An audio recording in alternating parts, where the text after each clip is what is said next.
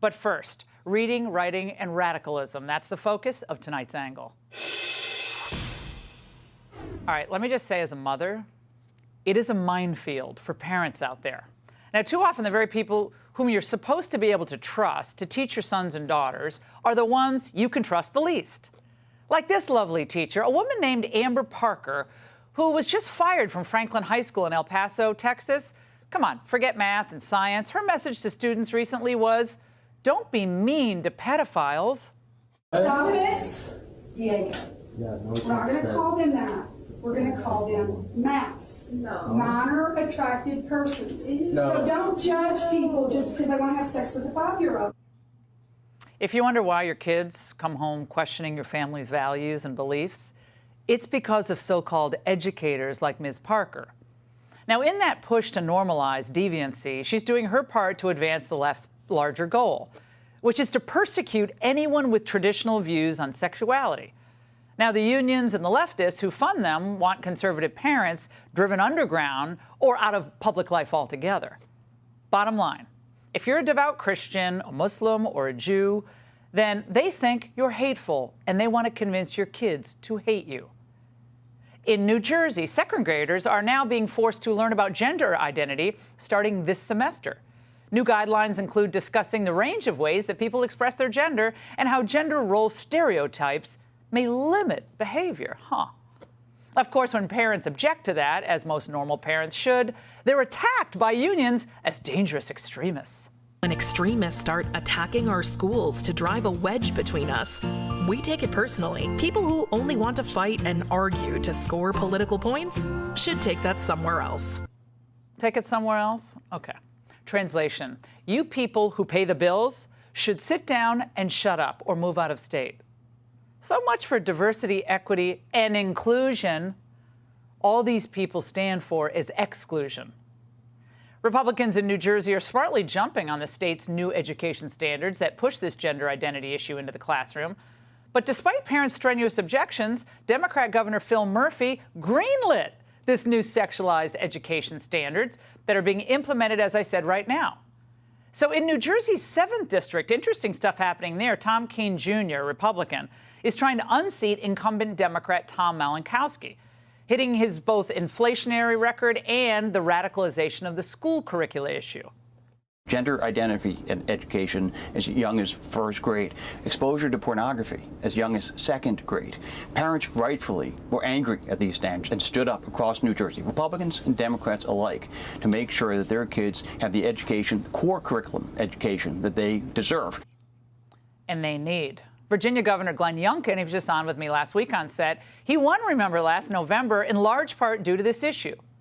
And Republicans across America need to remember how crucial parent power is at the polls. And that means in states like Wisconsin, where they start sexualizing their kids in school very early. Recommended reading for a gender-expansive preschool curricula include Jacob's New Dress, My Princess Boy, and Julian is a Mermaid. Yay. In Michigan, one education official is pushing the notion that a child can question his or her gender while still potty training. Kids have a sense of their gender identity between the ages of 3 and 5. So about the time that kids have language, they can start to share with us whether they're a boy or a girl. Usually those are the only things that they will identify as, because those are the only options we've given them.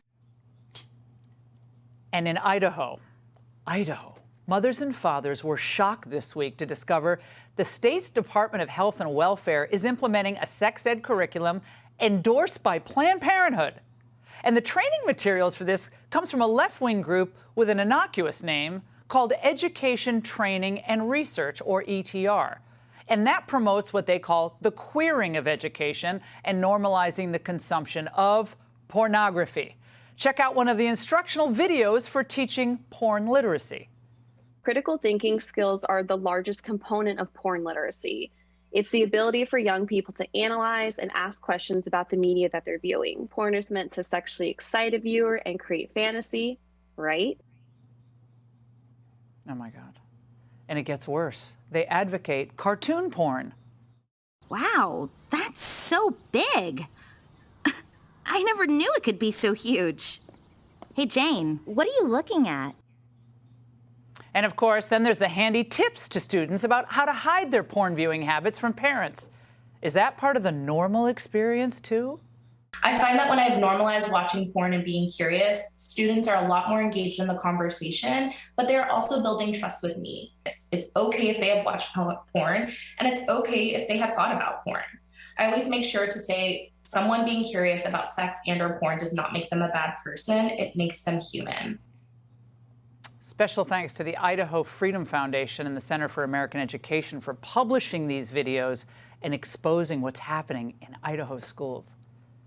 So over the years, right under parents' noses, these deviant organizations burrowed into our culture and into our schools. They vacuum up multi-million-dollar contracts to flood our schools with the values that are directly at odds with what most parents are teaching their children at home. But this is applauded by the teachers' unions and approved by liberal school board members and Democrat legislators and governors. The goal of America's education establishment? It's not to prepare your children to be productive citizens. It's to propagandize to them to be left-wing activists. The old norms, God, family, and country, they haven't been just kicked to the schoolhouse curb. They've been labeled as extremist and even fascist by Democrats and their allies. But parents, especially moms, I'm here to tell you tonight that I'm with you in this fight all the way. We need to be warriors to protect the innocence of our children. That means demanding that the schools that we fund with our tax dollars teach what we know our children need to know: math, science, reading, writing. Not whatever sexual trend is in fashion at the moment. Not abortion, not climate change activism, not racial grievance. This election in November, it's not just a referendum on the economy and crime. Obviously, those are critically important, but also on the Democrats' domination of our schools. It's up to us to stop these menaces from damaging our children. Enough is enough. And that's The Angle. Hey, Sean Hannity here. Hey, click here to subscribe to Fox News YouTube page and catch our hottest interviews and most compelling analysis. You will not get it anywhere else.